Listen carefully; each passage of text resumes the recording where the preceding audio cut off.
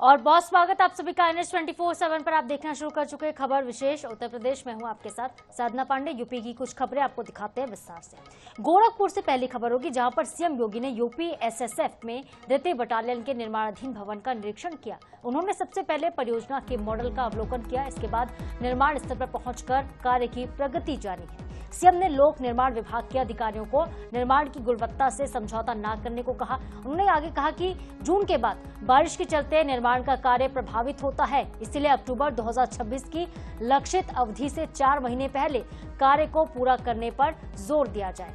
तो जून 2026 तक काम पूरा करने का निर्देश दिया गया है। पहले ये काम अक्टूबर 2026 तक होना था। लॉ एंड ऑर्डर को मजबूती से मिलेगी। यूपी SSF के नए बटालियन के लिए देखिए निर्माण कार्य को आगे बढ़ाया गया है। गुणवत्ता से समझौता न करने का आदेश सीएम ने दिया है। आपको बता दें कि पुलिस इंफ्रास्ट्रक्चर को मजबूत किया जा रहा है और प्रोजेक्ट पर काम हो रहा है। सीएम योगी ने इसका निरीक्षण किया, जायजा लिया है, कार्य की प्रगति को लेकर जानकारी ली है और वाहिनी का निरीक्षण करते हुए कहा कि समय पर काम पूरा करें। तो बता दें आपको कि गुणवत्ता से समझौता न करने की बात सीएम योगी ने कही और सीएम योगी का यही अंदाज जो है काफी पसंद किया जाता है। सीएम योगी जो भी कहते हैं बहुत मुखर होकर कहते हैं, चाहे अधिकारियों को फटकारना हो, कलेक्टर्स को फटकारना हो, चाहे कोई भी बैठक क्यों ना हो। समीक्षा बैठक में भी जब मुख्यमंत्री योगी आदित्यनाथ पहुंचते हैं तब उनके सख्त तेवर हर बार देखने को मिलते हैं। काम में कतई ढिलाई नहीं की जाए, जनता के कोई काम रुक ना जाए, इसको लेकर भी सीएम समय समय पर निर्देश देते रहते हैं, समीक्षा बैठकें करते रहते हैं। लेकिन जब बात पुलिस की हो और पुलिसिंग के इंफ्रास्ट्रक्चर की हो, तब सीएम योगी ने एक बार फिर से सख्ती दिखाई और कहा कि काम समय पर पूरा हो जाना चाहिए। अक्टूबर का टारगेट अगर रखा गया है तो बारिश का सीजन शुरू हो जाएगा और बारिश में निर्माण कार्य रुक सकता है। ऐसे में जून 2026 से पहले पूरा काम कंप्लीट करें।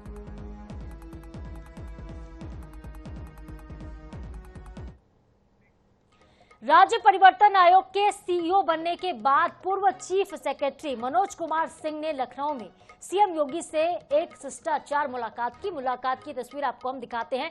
पुष्प गुच्छ देकर उन्होंने सम्मानित किया मुख्यमंत्री को और इस दौरान दोनों के बीच आयोग की अब तक की गतिविधियों पर बातचीत हुई और आगामी कार्य योजना पर भी विस्तार से चर्चा हुई है। सीएम योगी आदित्यनाथ ने मनोज कुमार सिंह को आयोग के काम की पूरी तेजी और पारदर्शिता के साथ आगे बढ़ाने को कहा है। तो निर्देशित किया गया सीएम योगी की तरफ से कि मनोज कुमार सिंह जो काम करे वो बेहतर तरीके से करे। मुख्यमंत्री योगी आदित्यनाथ से उन्होंने मुलाकात की है। एक नया प्रभार उनको सौंपा गया था और उस प्रभार पर देखिए काम शुरू कर चुके हैं मनोज कुमार सिंह। पूर्व चीफ सेक्रेटरी मनोज कुमार सिंह को राज्य परिवर्तन आयोग का CEO बनाया गया। उसके बाद उन्होंने योगी से मुलाकात की है। सीएम से मुलाकात के बाद हंसती मुस्कुराती तस्वीरें सामने आई हैं। आयोग की गतिविधियों पर चर्चा हुई है। आयोग ने क्या कुछ पिछले सालों में काम किया है और आगामी कार्य योजना किस तरह से आयोग की होगी, इसको लेकर भी विस्तार से बातचीत हुई है। और चलिए एक अच्छी तस्वीर आपको हम दिखाते हैं जो इस वक्त निकलकर सामने आ रही है। तो सीएम देखिए जन सुनवाई कार्यक्रम में पहुंचे हुए हैं और ये सीएम का जनता दरबार है, जनदर्शन कार्यक्रम है जिसमें मुख्यमंत्री योगी पहुंचे हैं। समस्याएं लेकर देखिए किस तरह से लोग कतारों में लगे हुए हैं। ज्यादातर महिलाएं नजर आ रही हैं जो अपने एप्लीकेशन लेकर मुख्यमंत्री के सामने पहुंची हुई हैं, अपनी समस्याएं उनको बता रही हैं ताकि सीएम उनका त्वरित निराकरण कर सके। तो मुख्यमंत्री योगी आदित्यनाथ के सामने काफी संख्या में लोग पहुंचे। देखिए खास जाती तस्वीर, क्योंकि प्रदेश के मुखिया से मिलना अपने आप में बहुत बेहद बड़ी बात होती है, क्योंकि मिलना बहुत मुश्किल हो जाता है। कई दफा लोग चक्कर काटते रह जाते हैं अपनी समस्याओं को लेकर और जनता देखिए जब कलेक्टर के ऑफिस में, SDM के ऑफिस में चक्कर काट रही हो, ऐसे में अगर मुख्यमंत्री उनके सामने आ जाए तो उनकी समस्याओं का त्वरित निराकरण हो जाता है। जनता दर्शन ये कार्यक्रम है सीएम योगी का और सुबह से ही कार्यक्रम की शुरुआत हो चुकी है। कड़ाके की ठंड उत्तर प्रदेश में इस वक्त पड़ रही, लेकिन उसके बावजूद लोग अपनी समस्याओं को लेकर और कुछ तो सिर्फ सीएम योगी से मिलने के लिए पहुंच गए हैं।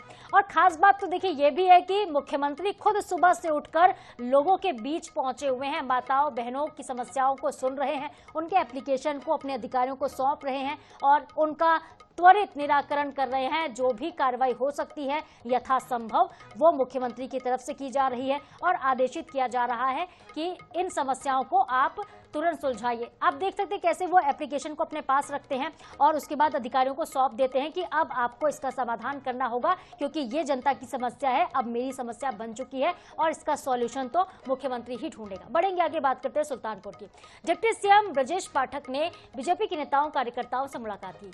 अखिलेश यादव पर तंज भी कसा है। ब्रजेश पाठक ने कहा कि उनके राज्य में महिलाएं सुरक्षित नहीं थी। सऊदी अरब में हुए हादसे पर उन्होंने कहा कि सरकार पीड़ित परिवारों के साथ है। तो ब्रजेश पाठक सुल्तानपुर पहुंचे हैं।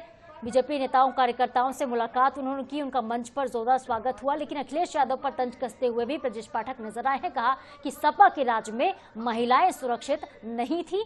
सुल्तानपुर पहुंचने पर उन्होंने बड़ा बयान दिया। सऊदी अरब में जो कल हादसा हुआ था, 42 भारतीयों की मौत हुई थी। उमराह करने सभी जा रहे थे और बस की टक्कर एक टैंकर डीजल के साथ हुई थी। इस पूरे हादसे पर भी ब्रजेश पाठक ने दुख व्यक्त किया है।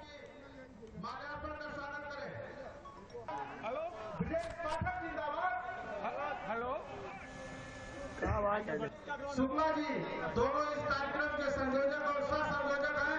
आपसे आग्रह है कि माल्यार्पण का स्वागत करें। हेलो, ब्रजेश पाठक जिंदाबाद। हेलो। और अगली खबर है बस्ती से, जहां पर पहुंचे सीएम योगी ने नंदा बाबा को श्रद्धांजलि दी है। नंदा बाबा 1970 में जिला अस्पताल के पास दुर्गा पंडाल में मां दुर्गा की प्रतिमा स्थापना करने और सावन माह के कांवड़ियों की सेवा के लिए प्रसिद्ध थे।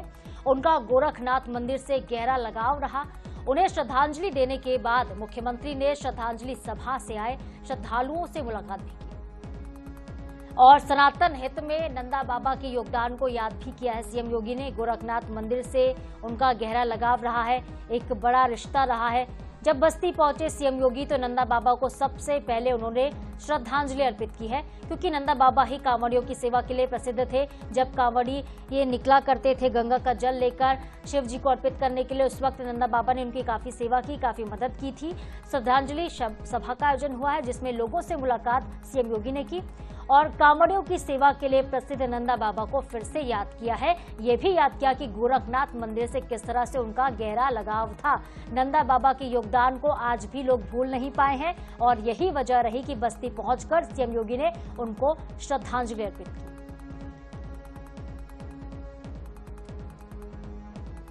तो बता दें आपको कि बस्ती से खबर है, जहां पे सीएम योगी आदित्यनाथ पहुंचे और इस दौरान उन्होंने नंदा बाबा का जिक्र किया है, उनको श्रद्धांजलि अर्पित की है। गोरखनाथ से उनके रिश्ते को लेकर भी बातचीत की, पदाधिकारियों से गुफ्तगू भी की सीएम ने और नंदा नाथ मंदिर में आयोजित हुए कार्यक्रम का वो हिस्सा बने हैं। करीब 3 मिनट तक मंदिर में ही रुके योगी आदित्यनाथ और मंदिर के उत्तराधिकारी जगराम, डुमरियागंज के पूर्व विधायक राघवेंद्र प्रताप और बीजेपी के पूर्व जिला अध्यक्ष के साथ भी मुलाकात की, बातचीत की।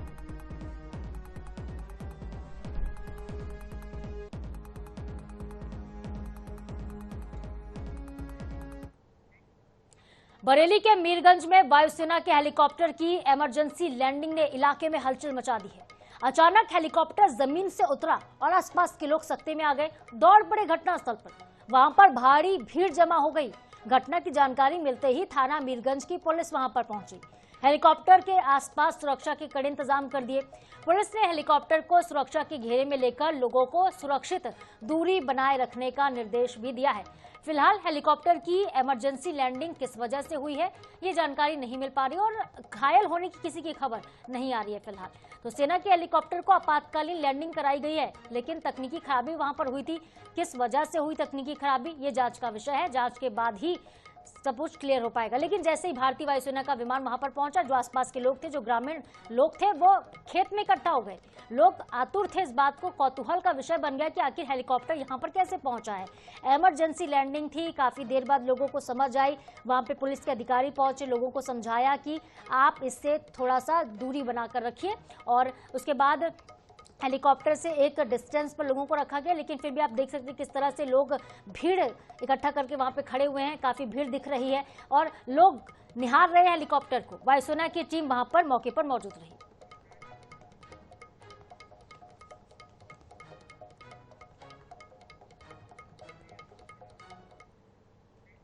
दिल्ली ब्लास्ट मामले में जांच एजेंसियों को महत्वपूर्ण इनपुट भी मिला है। शाहीन उर्फ मैडम सर्जन के व्हाट्सएप संदेश से पता चला है कि उसको 2 नंबर से निर्देश मिलते थे, जिन्हें उसने मैडम एक्स और मैडम जेड के नाम से सेव किया है। इन संदेशों में मेडिसिन शब्द का इस्तेमाल विस्फोटक के लिए और ऑपरेशन का अर्थ आतंकी हमले से जुड़ा हुआ था। तो देखिए, डॉक्टर की डायरी डिकोड हो रही है। जांच एजेंसियां ये पता लगाने में जुट गई हैं कि ये महिलाएं भारत की हैं, पाकिस्तान से या फिर जुड़ी हुई हैं। मैडम सर्जन, मैडम एक्स और मैडम जेड के नेटवर्क का खुलासा करने की कोशिश लगातार जारी है कि मैडम सर्जन आखिर किससे बात करती थी, मैडम एक्स कौन है, मैडम जेड कौन है, क्या ये महिलाएं हैं जो उसके गुटकी हैं, जो उसको आदेशित कर रही थी कि क्या करना है आगे, या फिर ये कोई और हो सकता है, कोई आतंकवादी हो सकता है जिसके संपर्क में लगातार मैडम सर्जन थी। क्योंकि शाहीन को गिरफ्तार किया गया था, बीते दिनों लखनऊ की रहने वाली है, लखनऊ में उनके घर पर छापेमार कार्रवाई हुई थी। अहम सुराग लेकिन मैडम सर्जन से जुड़े हुए मिले हैं। उसके व्हाट्सएप से एक बहुत बड़ी जानकारी मिली है।